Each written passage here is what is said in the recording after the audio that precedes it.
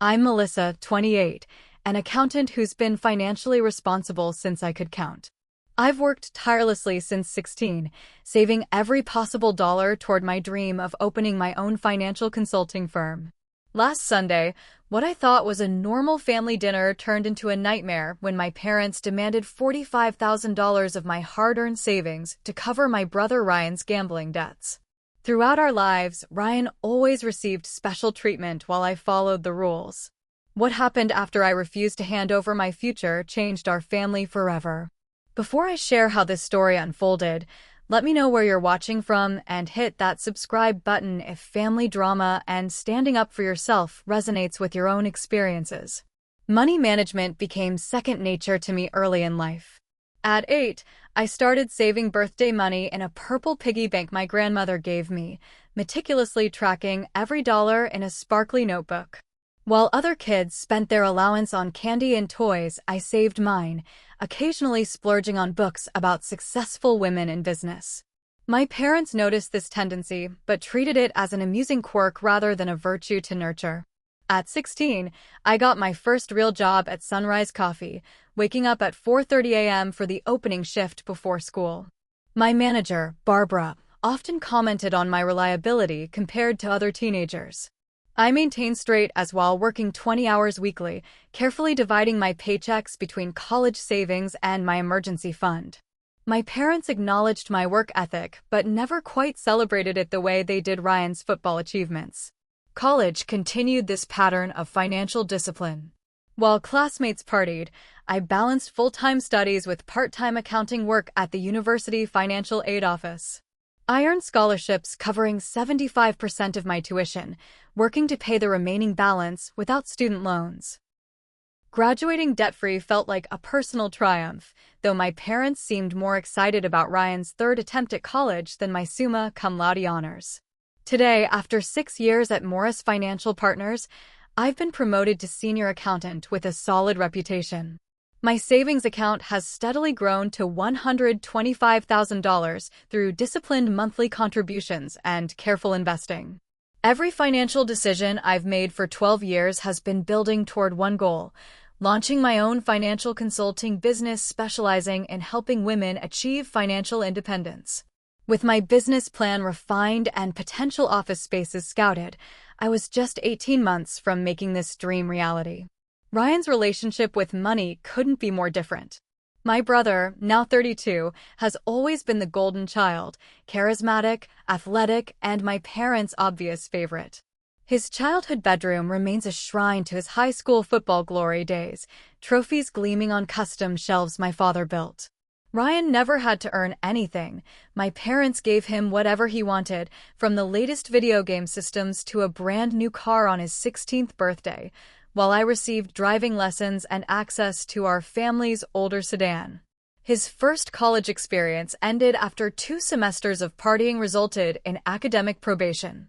Rather than requiring him to work or attend community college to prove himself, my parents fully funded his second attempt at a more expensive private university. That ended similarly, with Ryan claiming the school wasn't the right fit. Throughout these failures, my achievements, Dean's List, internships, academic awards, were acknowledged with quick congratulations before conversations returned to Ryan's needs.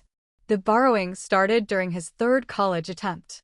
First $50 from my mother's purse, then hundreds from my father's emergency cash, always with flimsy excuses and promises to repay.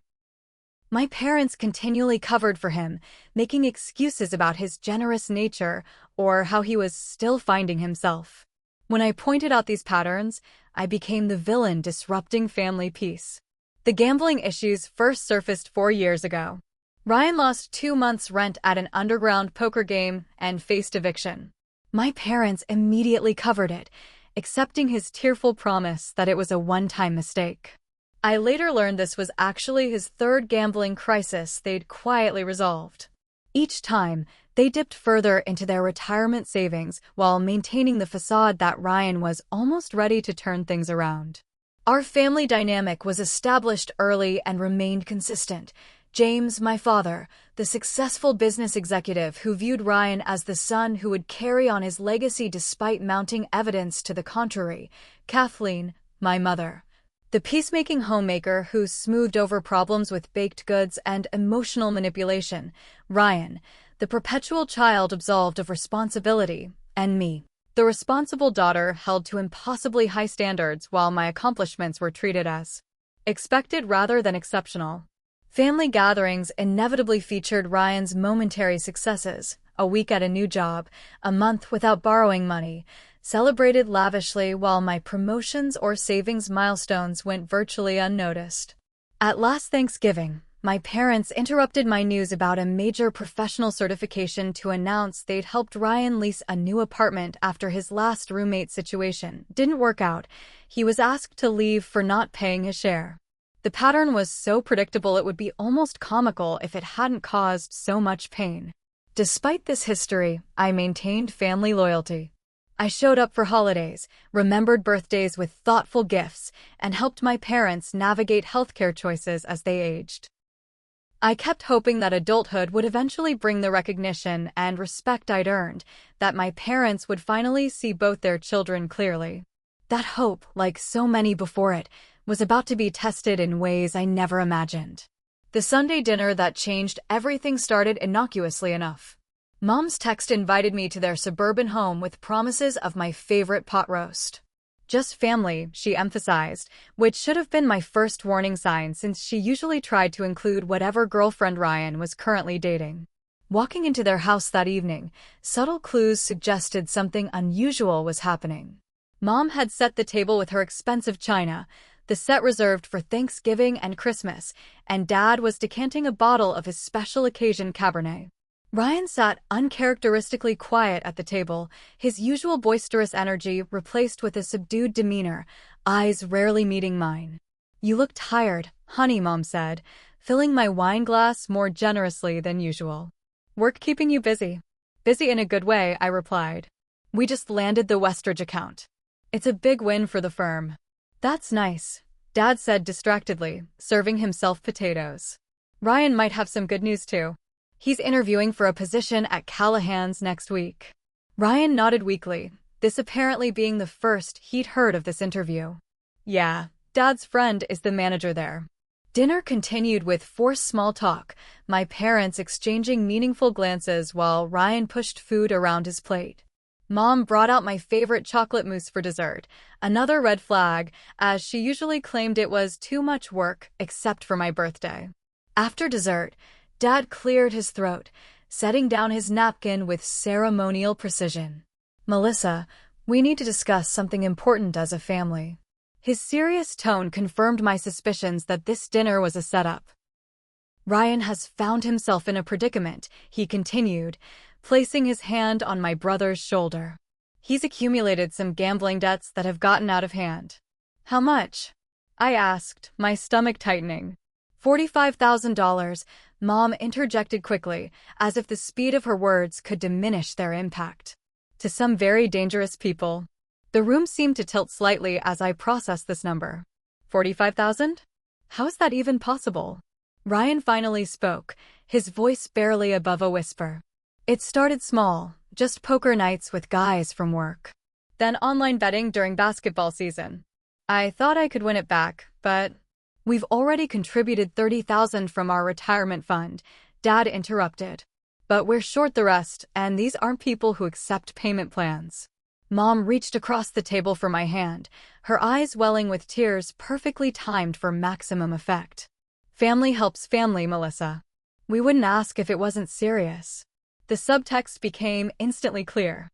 The special dinner, the excessive compliments, the favorite dessert, all preamble to this moment when they expected me to hand over a third of my life savings to rescue Ryan from his self-created disaster. "I'm sorry this happened," I said carefully, "but that money is earmarked for starting my business. You know I've been working toward this for years." "This isn't about your money obsession," Ryan snapped, suddenly animated. "This is about actual danger. These guys don't mess around." "My money obsession?" I repeated incredulously. "You mean my responsibility? My planning? The traits you might want to develop before gambling away tens of thousands you don't have." Melissa. Mom gasped. Your brother has an addiction. It's a disease, not a choice. A disease he's done nothing to address after multiple incidents, I countered. How many times have you bailed him out already that I don't know about? My father's face hardened. That's not relevant to the current situation. What matters is family standing together in crisis. This isn't a natural disaster, Dad. This is Ryan making the same destructive choices over and over while you and Mom enable him. The words flowed from some deep reservoir of resentment I hadn't fully acknowledged until that moment. We're not asking for a gift, Mom said, attempting her peacemaker role. Ryan will pay you back over time. I couldn't suppress my bitter laugh. Like he's repaid all the other loans? When has Ryan ever faced consequences for his actions? You've always been so judgmental, Ryan seethed. Sitting on your high horse while counting your precious dollars. Some things matter more than money. Like what? Your gambling? Your entitlement. My voice rose despite my efforts to remain calm. I've worked since I was 16 for every dollar in my account. I've sacrificed vacations, lived with roommates in tiny apartments, driven the same car for 10 years, all to build something meaningful. And you think I should hand it over because you couldn't control your impulses? Dad slammed his hand on the table, making the china jump. That's enough. This family has always supported each other. Your mother and I have given everything to both of you. No, I said, standing up so abruptly my chair nearly toppled. You've given everything to Ryan. You've given him endless chances, financial rescues, and excuses. What you've given me is impossible standards and minimal recognition when I meet them. How dare you? Mom's tears now flowed freely. After everything we've done. I'm not doing this, I interrupted, grabbing my purse. I won't set myself on fire to keep Ryan warm for the 1000th time. He needs real help and real consequences, not another bailout. If you walk out that door, my father said with dangerous quietness, you're turning your back on this family. I paused at the threshold, emotions warring within me. No, Dad. I'm refusing to participate in the destruction of this family through enabling. There's a difference. As I drove home, hands shaking on the steering wheel, I wondered if I had just blown up my family over money. But something deeper told me this wasn't about dollars and cents. It was about years of unbalanced expectations, unacknowledged achievements, and unsustainable patterns that had finally reached their breaking point. The week following that disastrous dinner brought an onslaught of family pressure unlike anything I'd experienced before. My phone became a weapon used against me, buzzing constantly with increasingly desperate messages. Monday morning began with a voicemail from Mom, her voice trembling. Melissa, please call me back. We need to discuss what happened. Your brother is in real danger here. By afternoon, her tone had shifted. I didn't raise you to be this selfish. Family comes first, always. Dad's messages took a different approach, leaning on authority and guilt. I'm disappointed in your behavior yesterday. When you've calmed down and are ready to discuss this rationally, call me. Later. Do you have any idea what your mother and I sacrificed for your education? This is how you repay us. I silenced notifications but couldn't bring myself to block them entirely.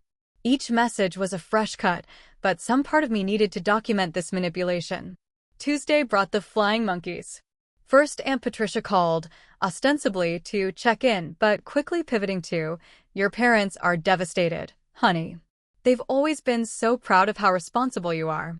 Couldn't you help just this once? Then Uncle Dave, your brother made mistakes, but blood is blood. Don't you care what happens to him? Each conversation carefully sidestepped the actual amount involved or the history of Ryan's behavior. By Wednesday, Ryan himself escalated with texts designed to terrify. These guys came by my apartment last night. Just stood outside watching. I'm crashing at a friend's place, but don't know how long that's safe. And later, they mentioned knowing where you work. Not saying they'd do anything, but these guys research everyone connected to deaths. I googled loan shark intimidation tactics and found Ryan's messages followed the typical playbook almost verbatim.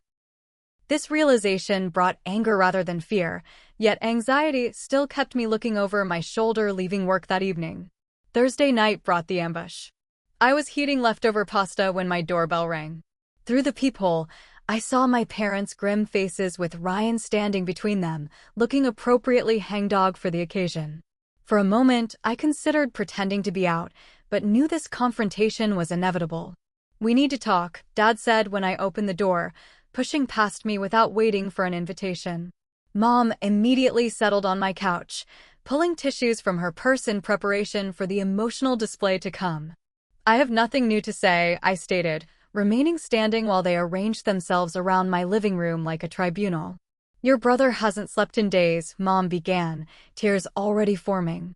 "These men have threatened his life, Melissa. How will you feel if something happens to him when you could have prevented it?" "I've been looking at options," Dad interjected in his business negotiation voice. "You could take out a loan against your retirement account. The penalties aren't ideal, but in emergency situations." "This isn't my emergency," I interrupted. "And my retirement account doesn't have nearly that amount anyway." "Do you know how much we sacrificed for your education?" Mom asked, right on cue.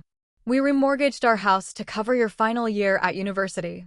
This was news to me, and almost certainly a lie, given my scholarships and work-study positions. I worked through college. I had scholarships. You told me repeatedly that my education was my responsibility. We're talking about life and death here. Ryan finally spoke, his voice cracking. "These aren't nice people, Mel. They've mentioned things about you, about where you work. They have connections." Looking at his face, the face I'd grown up with, shared childhood memories with, I almost wavered. Then I noticed the designer watch on his wrist, definitely new since I'd last seen him. Some things never changed. "Where did you get the watch, Ryan?" I asked quietly. He instinctively covered it with his other hand. "What?" "That's not relevant. It looks expensive. Probably worth a couple thousand. Yet you're here asking for my life savings because you're destitute and in danger." "It was a gift," he muttered unconvincingly. "This is exactly what I'm talking about," I said, addressing my parents. "He's wearing luxury items while claiming desperate circumstances, and you don't even question it." "Don't change the subject," Dad snapped. "This isn't about a watch. No, it's about patterns. It's about enabling. It's about the fact that I'm expected to sacrifice my future because Ryan refuses to change his behavior." The argument escalated from there, circling familiar territory with increasing intensity. Mom cried harder, Dad raised his voice, and Ryan alternated between threatening the dangers awaiting him and playing the pitiful addict who couldn't help himself. When they finally left 3 hours later, the emotional exhaustion left me shaking. Friday morning brought the workplace interference. I was in a client meeting when my assistant quietly interrupted to inform me that my brother was causing a scene in the lobby, insisting it was a family emergency. "I'm so sorry," I told my clients, professionals who had traveled specifically to meet with me. "Please excuse me for just a moment." In the lobby, Ryan was pacing dramatically, his voice carrying, "I need to see my sister right now. It's life or death." The receptionist looked relieved when I appeared. Several colleagues had paused to witness the unfolding drama, their expressions ranging from curiosity to secondhand embarrassment. "Ryan," I hissed, pulling him toward a quiet corner. "This is completely inappropriate. I'm in a meeting with important clients." "More important than family," he countered loudly enough for others to hear. "Lower your voice," I insisted. "I will call security if you don't leave right now." "Fine," he spat. "When they find my body, remember you could have stopped it." He stormed out, leaving me to return to my meeting with a professional smile plastered over profound humiliation. The clients were understanding, but I could feel my carefully constructed workplace reputation developing cracks. Later that afternoon, my boss Gerald called me into his office, his expression concerned. "Everything all right, Melissa?" That seemed like quite a situation earlier. "Family issue," I said vaguely. "It won't happen again." "You know I value your work enormously," he said carefully. "But I need to be sure personal matters won't affect client relationships." "Absolutely understood," I assured him, mortified that my family chaos had leaked into my professional sanctuary. That night, the ultimatum arrived via text from my father, "Your mother, and I have discussed this at length. If you don't help your brother through this crisis, we can no longer consider you part of this family. The choice is yours." I stared at those words until they blurred, an ache spreading through my chest. Was my dream worth losing my family? Had it always been this conditional, their love dependent on my compliance? My best friend Jessica came over with wine and a sympathetic ear. After listening to the week's events, she put her glass down firmly. "This isn't about money," she said. "This is about control. They've always controlled Ryan through bailouts, and they've tried to control you through approval. Now that you're standing up for yourself, they're escalating the manipulation." "But what if something really does happen to him?" I asked, voicing my deepest fear. "Then that's a consequence of his actions, not yours," she replied gently. "You can't save someone who won't save themselves, Mel.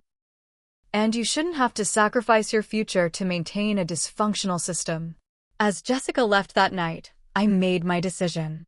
I would stand firm, not just for my savings account, but for breaking a family pattern that was destroying us all from the inside out. Whatever came next would be difficult, but necessary. The anonymous email arrived Monday morning, subject line simply, "You should know." I almost deleted it as spam until I noticed it contained my brother's full name. "I'm someone who cares about your family," it began. "Your brother's situation is worse than you know. These attachments might help you make informed decisions." My finger hovered over the attachment icons, instinct warning this could be malware. Curiosity 1. I downloaded the files to find dozens of photos.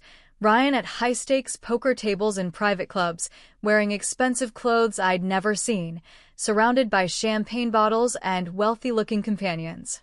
None of these images showed a man terrorized by debt collectors. They showed someone living luxuriously within a gambling lifestyle. The second attachment contained partial bank statements. While I couldn't authenticate them immediately, they showed regular large cash withdrawals and deposits characteristic of gambling activity. The most disturbing revelation wasn't the amounts, which were substantial, but the dates. These transactions continued well after previous rock bottoms, when my parents claimed Ryan had stopped gambling. Most shocking was the final line of the email: "Actual debt closer to $100,000, not $45,000 they're asking for. They're hiding full extent from you." I stared at my screen, professional training kicking in despite emotional turmoil. If this was true, the narrative my family presented contained significant omissions. But who would send this information and why? The sender responded to my cautious reply: "I've watched your family enable Ryan for years. Someone needs to break the cycle." That's all I'll say. I spent that evening in full investigation mode, using skills honed through years of forensic accounting. Ryan's social media accounts, though sparse, contained geotags contradicting stories he'd told about his whereabouts. Photos from business trips showed casino locations. LinkedIn connections included several known figures in sports betting circles. Working methodically through public records, I discovered my parents had taken a second mortgage on their home 6 months ago, something they'd never mentioned despite our regular family dinners. The loan amount, exactly $30,000. The next day, I made an excuse to leave work early and drove to Riverdale Credit Union, where my parents had banked for 30 years. Michael Fisher, their longtime financial advisor and my dad's golf buddy, looked surprised when I appeared in his office doorway. "Melissa, what brings you here? Your parents all right?" "That's what I'm trying to determine," I said, settling into a chair. "I'm worried about some financial decisions they've been making." Michael shifted uncomfortably. "You know I can't discuss their accounts without their permission." "I'm not asking for specifics," I assured him. "I'm concerned they're endangering their retirement to help my brother with gambling debts." Again. The slight wince confirmed my suspicions before he spoke. "Again? So you know about the previous situations?" "Previous situations, plural? How many have there been?" Michael's expression told me I'd caught him in an unintentional revelation. "I shouldn't be discussing this." "Please," I leaned forward. "They're my parents. I'm worried they're being taken advantage of." "How many times have they done this?" After a long pause, he sighed deeply. "This would be the fourth significant intervention in 5 years. But you didn't hear that from me." 4. The number hit me like a physical blow. "How much in total?" "Melissa, I really can't." "Ballpark. Please. I need to understand what we're dealing with." He glanced at his closed office door, then spoke very quietly. approaching $250,000, all told. The room seemed to spin momentarily. $250,000. My parents' retirement, their security, their future, systematically drained away while they maintained the fiction that Ryan's gambling was a recent problem, a one-time crisis. Are they okay financially? I managed to ask. Michael's expression turned grave. They're at a critical juncture. Another major withdrawal could compromise their ability to maintain their current lifestyle in retirement. I've advised strongly against further liquidations, but he trailed off meaningfully. I thanked him and left, my mind racing to process these revelations. On the drive home, my phone rang with an unfamiliar number. The credit monitoring service I'd signed up for years ago was calling with an alert. Someone had attempted to open a credit card in my name.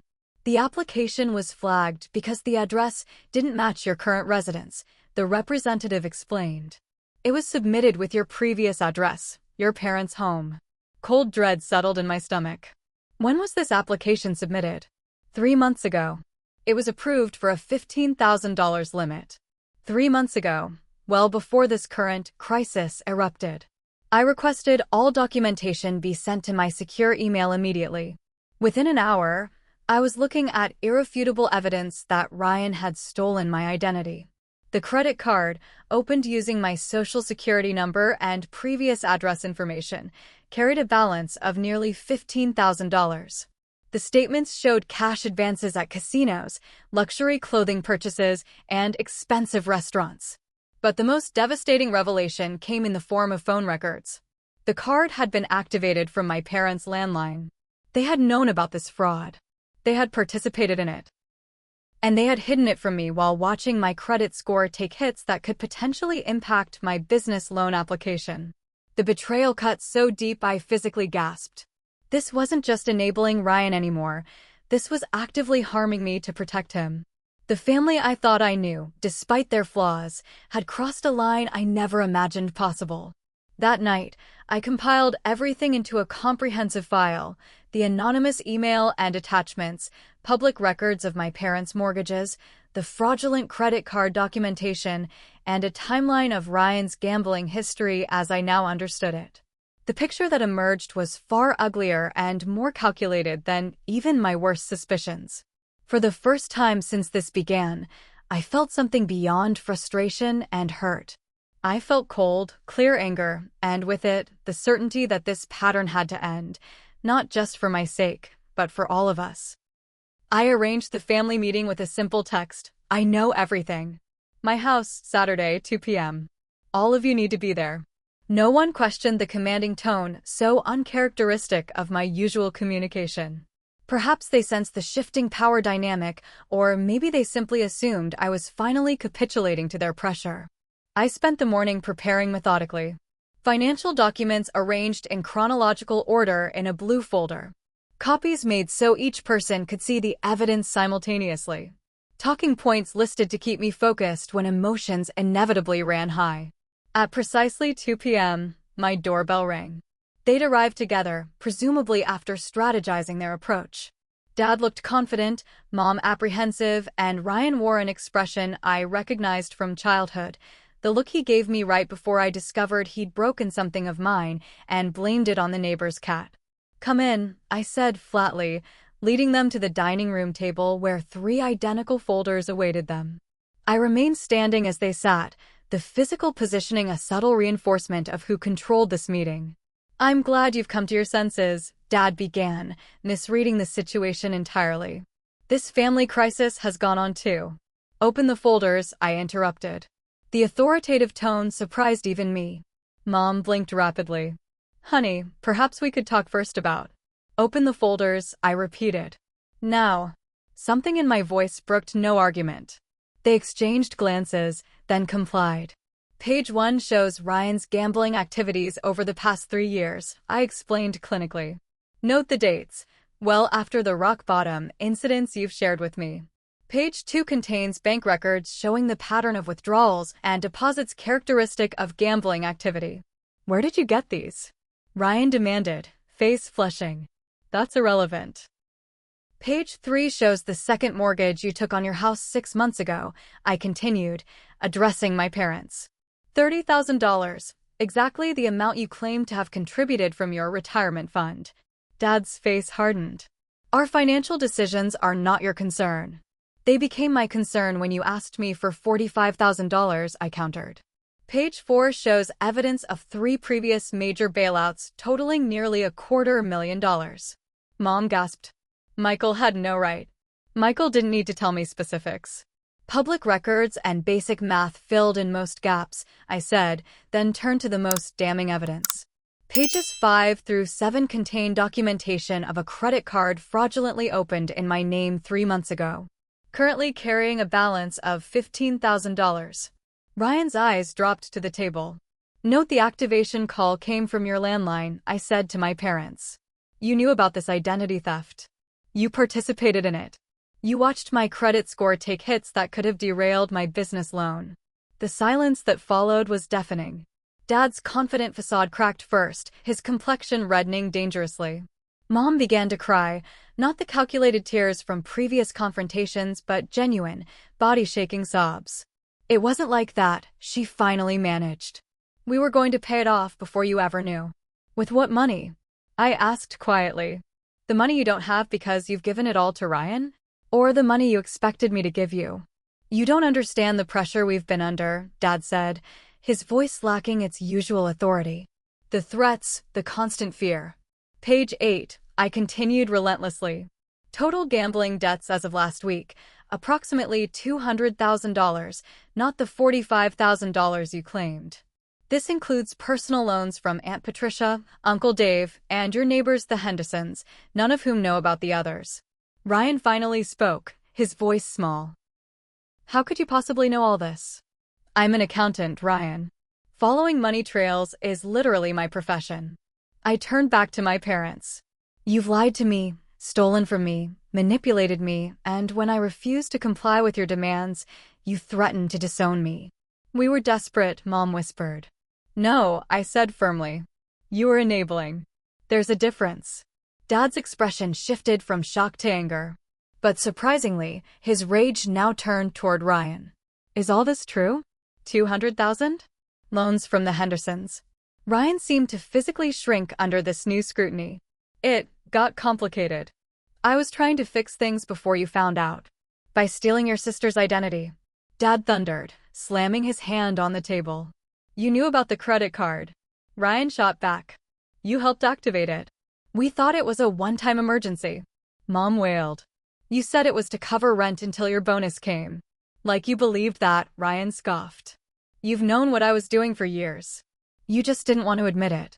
The family facade crumbled completely then, years of deception and denial exploding into the open. Dad accused Ryan of betrayal. Ryan blamed my parents for never teaching him responsibility. Mom tried desperately to restore peace while inadvertently revealing even more instances of covering for Ryan's misdeeds. I watched them tear into each other, the truth I'd forced into the light acting as a catalyst for a long overdue reckoning. The golden child, the enablers, and the family mythology of just one more chance all collapsed under the weight of evidence. Enough. I finally shouted over their recriminations. The room fell silent. This stops now. All of it. What exactly do you expect us to do? Dad asked, defeated. The debts are real, regardless of how they accumulated. I expect you to stop lying, to me, to each other, and to yourselves, I said. I expect Ryan to take actual responsibility, not just perform remorse until the next bailout. And I expect all of you to recognize that what you've done to me is unforgivable without significant change. We were just trying to keep the family together, Mom whispered. No. You were trying to keep your image of this family together, even as the reality rotted from within. Ryan, surprisingly, was the first to break. Not with manipulative tears or defensive anger, but with something I'd never seen from him before, genuine shame. You're right, he said quietly. About all of it. I've been living a lie for so long I almost believed it myself. He looked up, meeting my eyes directly. I told myself I deserved the good things, that my bad luck would turn around, that I wasn't hurting anyone. But I've destroyed everything, haven't I? Not yet, I answered. But you're on the edge of that cliff. What happens now? He asked, the question directed not just at me but at all of us. That depends, I said, looking at each of them in turn. On whether you're finally ready for honesty, consequences, and real change, or if this is just another performance until the pressure subsides. Dad's shoulders slumped, the patriarch persona falling away to reveal an exhausted, frightened old man who'd gambled his retirement on maintaining family illusions. We don't have anywhere else to turn, Melissa. We've run out of options. No, I corrected him gently but firmly. You've run out of easy options. The difficult ones remain, the ones that involve real accountability and rebuilding from the ground up. I gathered my documents, replaced them in their folder, and stood. I'm going for a walk. You three have a lot to discuss. When I get back, we can talk about what happens next, but only if you're prepared to operate in reality from this point forward. As I stepped outside into the crisp afternoon air, I felt simultaneously drained and liberated. The family structures I'd both resented and relied upon had crumbled, leaving uncertainty but also possibility in their wake. Whatever came next wouldn't be easy, but it would at least be true. The week following the confrontation brought an eerie silence from my family. No calls, no texts, no emotional ambushes. Just a vacuum where years of dysfunctional communication had been. I focused on damage control, filing identity theft reports, freezing my credit, and documenting everything should legal action become necessary. Thursday afternoon, a call from an unknown number broke the silence. I nearly sent it to voicemail before something made me answer. Ms. Mitchell, an unfamiliar voice asked. This is Officer Reeves with the Lakeside Police Department. We have you listed as an emergency contact for Ryan Mitchell. My heart jumped to my throat. Is he okay? He's not injured, the officer assured me. We found him sleeping in his car behind the community center. He seems disoriented and possibly malnourished. We'd like someone to come get him. 30 minutes later, I stood in the police station lobby, watching my brother shuffle toward me. He barely resembled the confident, well-dressed Ryan of my childhood. His clothes hung loosely on his frame, dark circles shadowed his eyes, and several days' stubble covered his usually clean-shaven face. The designer watch was conspicuously absent. Didn't know who else to call, he mumbled as we walked to my car. Pawned my phone last week. Used the station phone to give them your number. When did you last eat? I asked, noticing how his hands trembled. Yesterday? Maybe Tuesday. He seemed genuinely uncertain. I drove us to a nearby diner, ordering him a full meal despite his protests that he wasn't hungry.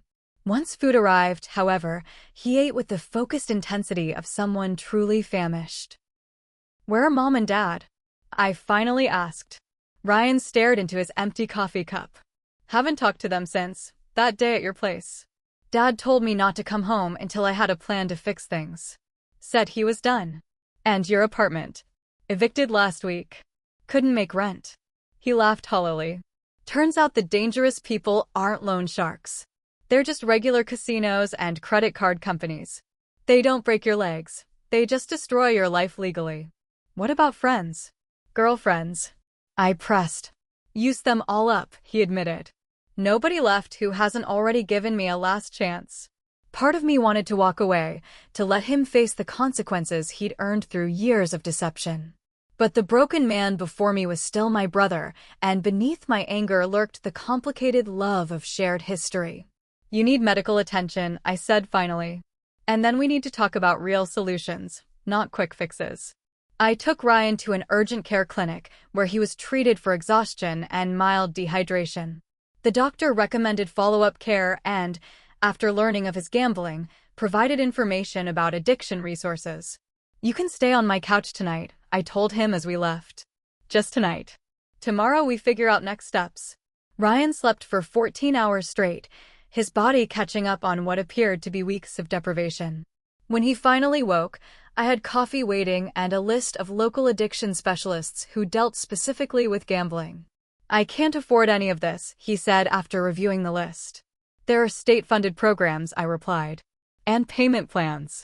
But you have to want it, Ryan. Really want it, not just until the pressure's off. He nodded slowly, a flicker of something like resolve crossing his face. I do. I've hit. I've hit a bottom I didn't know existed. That afternoon, I called my parents.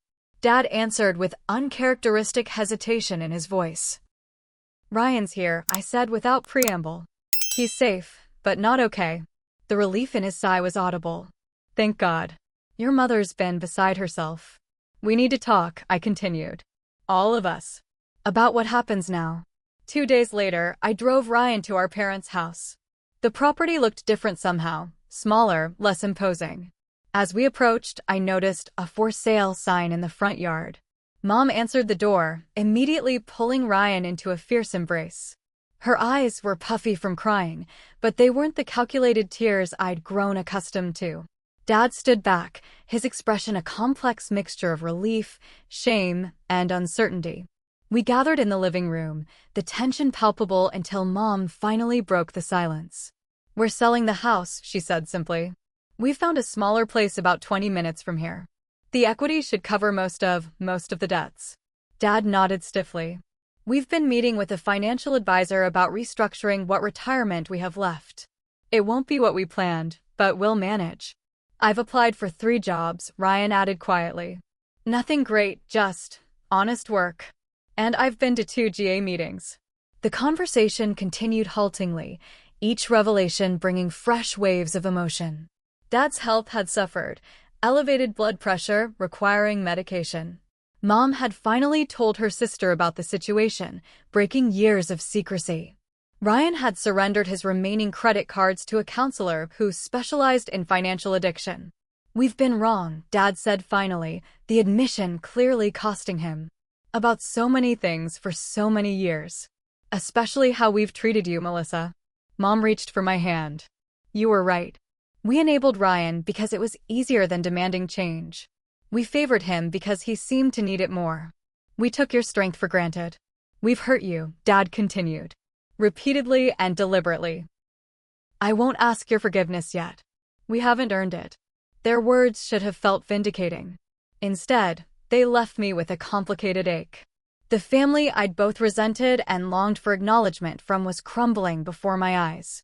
Their pain brought me no satisfaction, only a hollow sadness for what could have been. "What can we do?" Mom asked finally. "To start making this right?" I took a deep breath, organizing my thoughts. I don't know if right is possible anymore. But better might be. It starts with complete honesty, real consequences, and professional help, for all of us. They nodded solemnly, the gravity of our situation settling around us like a heavy blanket. As I drove home that evening, I felt an unsettling mixture of emotions: vindication at finally being heard, grief for the family stability I'd lost, and uncertainty about whether standing my ground had been worth the resulting destruction. My business plans remained on track professionally, but the emotional turmoil took its toll. I found myself distracted during client meetings, checking my phone for updates from Ryan's counselor, losing sleep over my parents' financial future. I'd won the battle for my savings, but victory felt hollow amid the wreckage. I found myself wondering, had I done the right thing? Would enabling Ryan one more time have preserved some semblance of family peace? The question circled endlessly, until Jessica reminded me of a crucial truth. "The family was already broken," she said during one of our late-night talks. "You just stopped pretending it wasn't. That's not destruction, it's honesty. And honesty is the only foundation worth building on." 3 weeks after the confrontation, I sat across from Patricia Winters, a financial advisor specializing in family wealth dynamics. Her office, warm wood tones and understated elegance, provided neutral ground for the conversation I needed. "I understand your situation," she said after I'd explained everything. "You want to help your family without sacrificing your future or enabling destructive patterns." "Exactly," I confirmed. "I've worked too hard to abandon my business plans, but I can't watch my family implode either." Patricia nodded thoughtfully. "There's a middle path here. Not a bailout, but a structured approach with clear boundaries and conditions." We spent 2 hours developing a comprehensive plan. I would help with structured debt negotiation but not direct payment. I would co-sign for a modest apartment for my parents, but not cover the rent. I would connect Ryan with employment opportunities through my professional network, but not provide daily living expenses. Most importantly, everything came with non-negotiable conditions.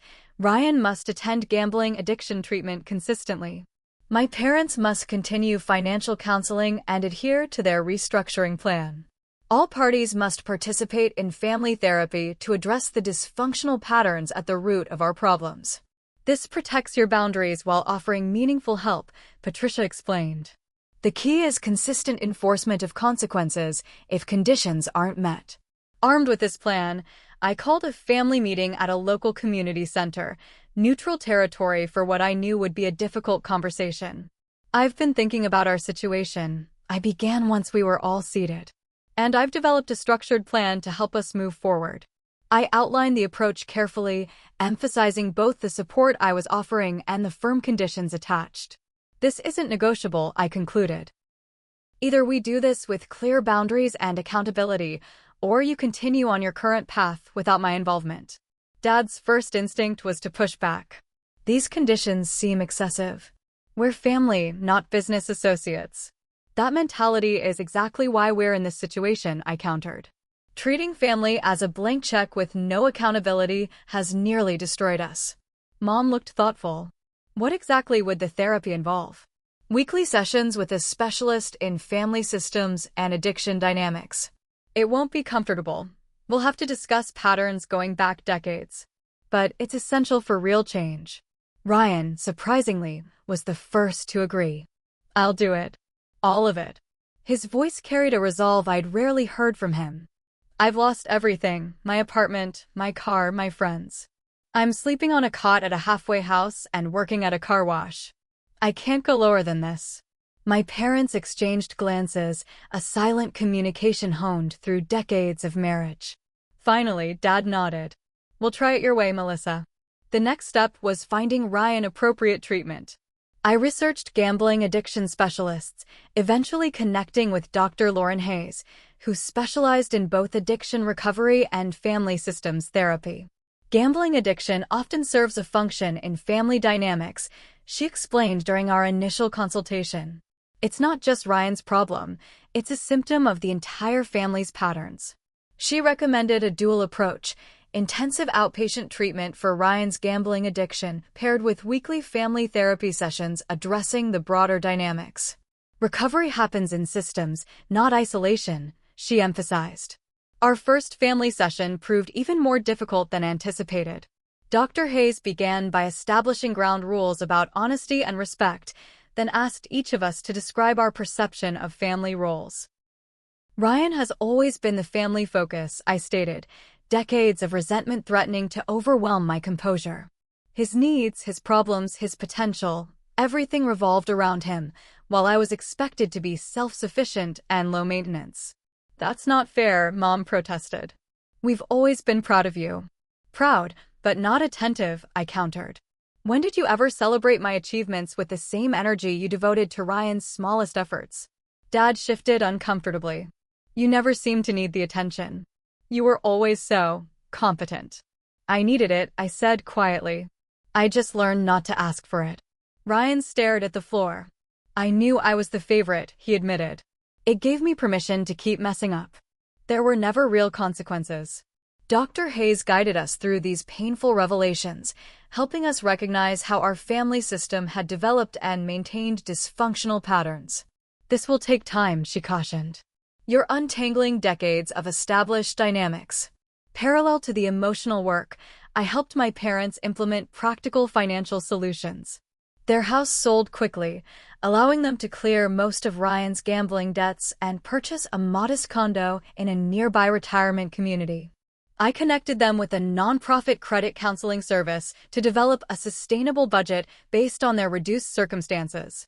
For Ryan, I created a structured recovery plan. First, secure stable housing, initially a room at a recovery-focused halfway house, with the goal of his own apartment once he demonstrated 6 months of sobriety and financial responsibility. Next, employment. I reached out to a former client who owned a landscaping company and believed in second chances. The physical labor and outdoor environment provided Ryan with structure and natural fatigue that helped combat his gambling urges. Most importantly, I established clear financial boundaries. I would not give Ryan direct access to money, but I would pay his therapy copays directly to the provider. I helped him open a limited access checking account with automatic transfers to savings and debt repayment. We established a 3-strike system for relapses. Support would continue through the first 2 slips if immediately disclosed and addressed, but a third would reset our arrangement entirely. This feels like being treated as a child, he complained after reviewing the conditions. No, it's being treated as an addict in early recovery, I corrected. There's a difference. Children need nurturing without expectation. Addicts need support with clear accountability. Throughout this process, I protected myself with legal safeguards. I formally documented the identity theft, ensuring any negative impacts on my credit were removed. I maintained separate accounts for business and family assistance, preventing any potential commingling of funds. I delayed my business launch by 6 months, but kept the foundation solid, refusing to abandon my dream despite the family crisis. 3 months into our new arrangement, we gathered for a progress assessment with Dr. Hayes. I've observed significant changes, she noted. Ryan has maintained sobriety and employment. Your parents have adhered to their financial plan and actively participated in therapy. And Melissa, you've established healthy boundaries while still offering meaningful support. Dad cleared his throat awkwardly. It hasn't been easy, he admitted. Facing our mistakes, living with reduced circumstances. But there's something, I don't know, cleaner about life now. No more secrets, no more pretending. Mom nodded, reaching for my hand. I've been thinking about all the times we overlooked your achievements, Melissa. Your graduation, your promotions. We were so busy managing Ryan's crises that we never properly celebrated your successes. It's not too late, I said softly. We're building something new now. Ryan spoke last, his voice steady. I hate that it took losing everything to wake me up. But I'm grateful for this chance. Not just to recover, but to discover who I might be without the gambling, without the lies. As we left the session, walking together to the parking lot, I felt a subtle shift in our family energy, a tentative new balance forming from the ashes of our old patterns. The road ahead remained long and uncertain, but for the first time, we were walking it with clear eyes and honest hearts.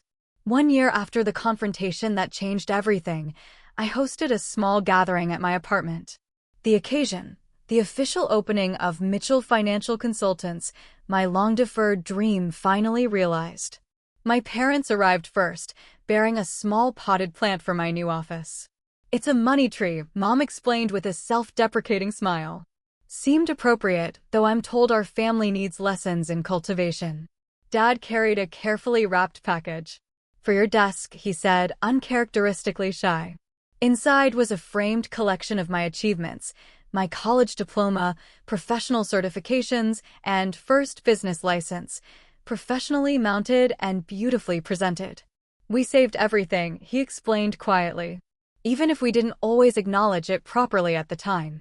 Ryan arrived next, looking dramatically different from the desperate man I'd picked up at the police station a year earlier. Clear-eyed and healthy, he wore a clean button-down shirt and carried himself with a new steadiness. 14 months sober, he announced as he entered, holding up a Gambler's Anonymous chip. And I just got promoted to crew supervisor at Lakeside Landscaping. The changes in our family dynamic were subtle but profound. My parents now asked specific questions about my business plans, showing genuine interest rather than perfunctory acknowledgement. Ryan listened more than he spoke, the desperate self-centeredness of addiction gradually replaced by emerging empathy. As we shared dinner, I reflected on our individual journeys. Mom and Dad had adapted to their downsized life with surprising resilience. Their new condo, though modest compared to their former home, suited their actual needs rather than their aspirational image. They developed new friendships in their retirement community, many with people navigating similar financial adjustments. We actually host a monthly support group, Mom explained, for parents who've enabled adult children. It's helping us recognize patterns we never noticed before. Dad nodded, adding, "I keep thinking about what might have happened if you'd given in to our demands that day, Melissa. We'd be in even deeper trouble now, with Ryan no better off." Ryan's transformation had been the most dramatic. After initially resisting structure, he'd embraced the support systems of recovery. His Gamblers Anonymous sponsor had become a mentor, helping him develop financial discipline alongside emotional sobriety. "I'm making amends," he explained. "Not just apologies, but actually repaying debts. I'm up to $12,000 repaid so far. It'll take years, but that's okay. I'm learning to live with consequences instead of running from them."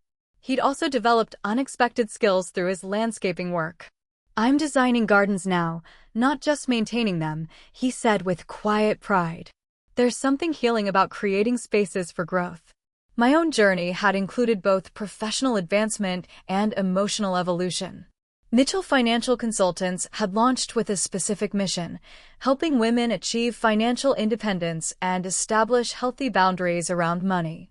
My personal experience had become a wellspring of empathy for clients navigating complex family financial dynamics. "Your sister's business is going to be special," Dad told Ryan. "She's bringing heart to an industry that often lacks it." The simple acknowledgement, something I'd craved for decades, still felt new and tender, like a muscle gradually strengthening through previously unused movement. After dessert, Ryan raised his sparkling cider in a toast. "To Melissa," he said. "Who had the courage to say no when saying yes would have been easier? Who saved all of us by refusing to participate in our delusions?" We clinked glasses, the moment sweet not because everything was perfect, it wasn't, but because it was authentic. The painful honesty of that confrontation a year ago had cleared away decades of pretense, allowing something healthier to tentatively emerge. Our healing remained ongoing, sometimes messy, often challenging. My parents still occasionally slipped into enabling behaviors. Ryan had experienced 2 minor relapses, though he'd immediately disclosed them and recommitted to his recovery plan. I sometimes struggled with residual resentment and trust issues. But beneath these imperfections ran a current of genuine change. We'd abandoned the family mythology that had nearly destroyed us. We'd embraced difficult truths about ourselves and each other. We'd learned that real love sometimes means refusing to enable, that boundaries strengthen rather than damage relationships, and that true support fosters independence rather than dependence. As my parents prepared to leave that evening, Mom embraced me with unusual fierceness. "I'm sorry it took so long for us to see you clearly," she whispered. "Thank you for not giving up on us even when we gave you every reason to." Dad squeezed my shoulder, emotion making words difficult. "Your strength saved this family," he managed finally. "Not your money, your principles." After they left, Ryan helped me clean up, a companionable silence between us as we washed and dried dishes. "Do you ever wonder," he asked suddenly, "what would have happened if you'd just given me the money that day?" I considered the question carefully. I think we both know the answer. It would have been a temporary solution to a permanent problem. The debt would have been paid, but nothing would have changed. Not your addiction, not their enabling, not our dysfunctional patterns. He nodded slowly. Sometimes the kindest thing isn't what feels kind in the moment. Exactly, I agreed. Real love is wanting someone's highest good, even when that path involves pain. As Ryan left with a warm hug and promises to help set up my new office that weekend, I sat alone in my living room, contemplating the journey of the past year. The family crisis had forced painful growth for all of us, but from that difficult soil had sprouted something unexpected: healthier relationships, authentic communication, and a tentative new balance of mutual respect. My savings account had recovered from the legal and therapy expenses. My business was launching with strong client interest. My family relationships, while still complex, had transformed from sources of chronic pain to evolving connections based in reality rather than illusion. Standing firm against the pressure to sacrifice my future hadn't been easy. The months of conflict, confrontation, and painful truth-telling had tested my resolve countless times. Yet, through that difficult process, I discovered a fundamental truth: investing in yourself, your principles, your boundaries, your well-being, isn't selfish. It's the foundation upon which everything else of value must be built. What about you? Have you ever had to establish difficult financial boundaries with family? How did you balance caring for loved ones while protecting your own future? Share your experiences in the comments below. And if this story resonated with you, please hit the like button and subscribe for more stories about navigating complex family dynamics. Remember, sometimes the strongest form of love is saying no when yes would be easier. Thank you for watching, and may you find the wisdom to set healthy boundaries in your own relationships.